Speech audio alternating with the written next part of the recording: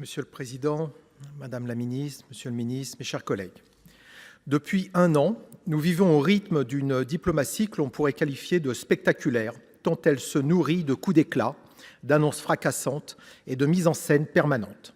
Chaque semaine semble désormais apporter son foyer de tension, son image choc, sa déclaration de rupture. Les 4 dernières semaines en offrent une illustration saisissante: l'encerclement militaire croissant de Taïwan par la Chine, l'arrestation de Nicolás Maduro au Venezuela, la révolution en Iran, et enfin des déclarations tonitruantes du président Trump sur le Groenland, rappelant que même entre alliés, la menace peut redevenir un langage politique. Ce monde n'est pas un monde d'illusions.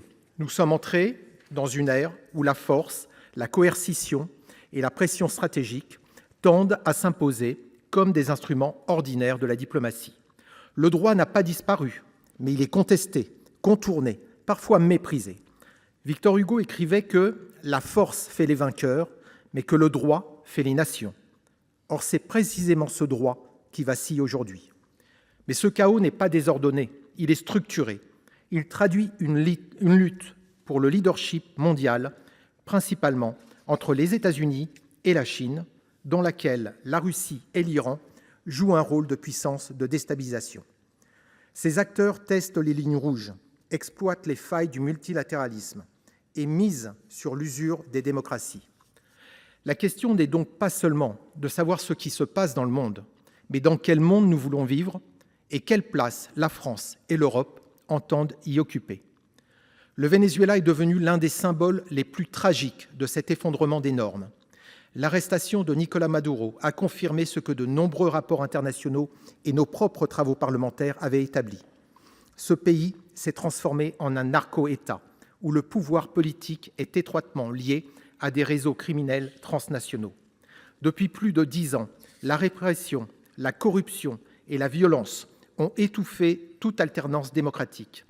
8 millions de Vénézuéliens ont fui le pays, laissant derrière eux une société fracturée et exsangue. María Corina Machado, largement victorieuse des primaires de l'opposition, a été empêchée de se présenter. Et pourtant, lorsque le peuple a pu s'exprimer, il l'a fait massivement. Edmundo González Urrutia a été élu avec plus de 70% des suffrages. Ce résultat aurait dû ouvrir une transition démocratique. Il a été nié. Détention arbitraire, torture, assassinat, ces crimes sont documentés. Ce n'était pas qu'un imbécile, ce monsieur Maduro. Il ne relève plus de l'accusation politique, mais du constat. Le devenir du pays est étroitement imbriqué dans des réseaux d'influence et d'ingérence, associant des États comme l'Iran, la Russie et la Chine, mais aussi des acteurs non étatiques tels que le Hezbollah, des groupes paramilitaires et des organisations criminelles opérant en toute impunité. Suite à l'intervention des États-Unis, une libération massive de prisonniers politiques a été annoncée. Mais à ce stade, il ne s'agit, Monsieur le ministre, que d'effets d'annonce. Une 50aine de prisonniers seulement ont été libérés sur près de 800 responsables politiques, militaires et leaders sociaux encore détenus arbitrairement. La vice-présidente chaviste a succédé à Maduro. Pendant ce temps, le peuple vénézuélien voit le retour de la démocratie s'éloigner. Et nous, Français et Européens, que faisons-nous, Monsieur le ministre ? La France, seule puissance européenne durablement présente en Amérique latine, ne peut se contenter de commenter. Elle a un devoir de clarté et de responsabilité pour accompagner une transition démocratique crédible. Le Venezuela n'est pas une exception. Il est un révélateur des régimes où la répression devient un mode de gouvernement à l'image de l'Iran. Au Moyen-Orient, le conflit entre Israël et l'Iran a franchi un seuil inédit. Affaibli, mais toujours dangereux, l'Iran poursuit une stratégie de guerre indirecte, mobilisant ses proxys à Gaza, au Liban, en Syrie, en Irak et en mer Rouge. Les risques d'escalade sont réels, notamment en cas d'attaque sur des infrastructures énergétiques ou maritimes. La semaine dernière, le monde était suspendu à la décision de savoir si le président américain allait bombarder le régime iranien pour mettre un terme à une répression qui aurait fait, selon les sources, entre 3 400 et 20 000 morts. Le président Trump a finalement reculé, au prétexte que l'Iran aurait annulé 800 exécutions. Qui ira vérifier ? Au même moment, une nouvelle proposition a surgi dans le tumulte diplomatique. Le président Trump a évoqué la création d'une charte du Conseil de la paix composée de volontaires choisis par lui. L'intention peut sembler louable, mais le cadre interroge. Pour en être membre, il faudrait s'acquitter d'1 milliard de dollars, un droit d'entrée pour participer à la gouvernance de la paix mondiale. Ce conseil aurait pour mission de superviser la deuxième phase du plan Trump visant à mettre fin à la guerre à Gaza après un cessez-le-feu fragile obtenu sous la pression de Washington.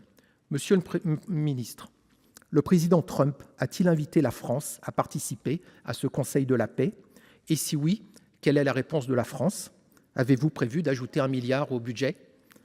En Europe, la guerre en Ukraine est entrée dans une phase d'attrition prolongée. La Russie n'a pas gagné, mais elle n'a pas renoncé. Elle bombarde les infrastructures civiles et parie sur l'usure des sociétés européennes. Face à cela, l'Union européenne a su répondre avec une détermination nouvelle.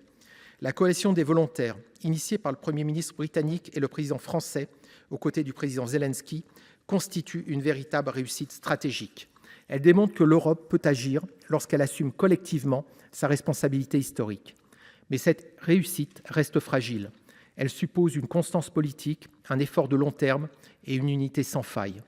Défendre l'Ukraine, ce n'est pas seulement défendre un territoire, c'est défendre un principe fondamental, l'inviolabilité des frontières.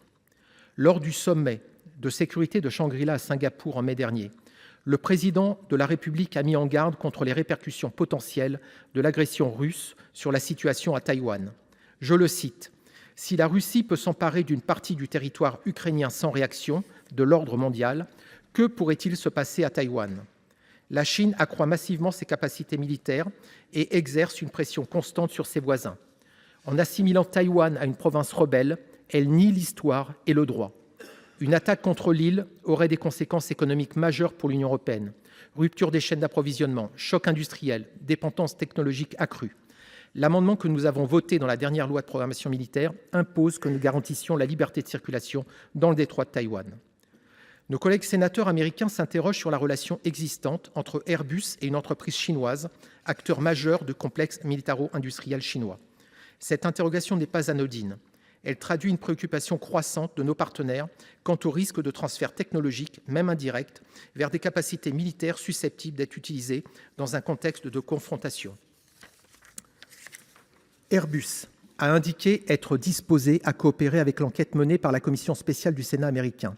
Toutefois, chacun le sait, le gouvernement français conserve un contrôle strict sur les informations stratégiques pouvant être communiquées à des gouvernements étrangers. Cette situation soulève une question légitime, Madame la ministre des Armées. Quelles garanties concrètes pouvons-nous apporter pour nous assurer que les installations d'Airbus en Chine ne contribuent pas, même indirectement, au renforcement des capacités et du potentiel de l'armée chinoise ? Au moment où la Chine accroît rapidement ses capacités militaires et remet en cause l'équilibre stratégique dans l'Indo-Pacifique, cette question dépasse le seul cadre industriel. Elle engage notre crédibilité stratégique, notre cohérence diplomatique et notre capacité à concilier souveraineté industrielle, alliance internationale et exigence de sécurité collective. Quelle action internationale de la France et de l'Union européenne est susceptible de dissuader le Parti communiste chinois de rompre le statu quo afin de ne pas faire revivre demain à Taïwan ce que nous vivons aujourd'hui en Ukraine? Le Groenland est devenu un symbole de cette nouvelle ère. Ces autorités ont rappelé que leur territoire n'était pas à vendre et que la sécurité relevait de l'OTAN.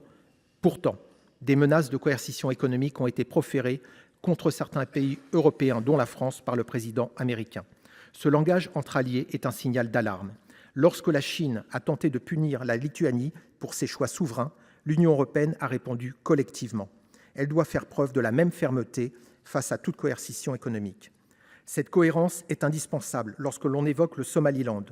Depuis 1991, cet État de la Corne d'Afrique a fait le choix de la stabilité, de l'État de droit et d'élections régulières.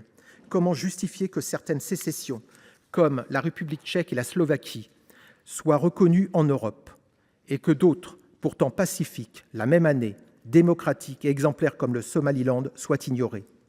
La France ne peut être spectatrice.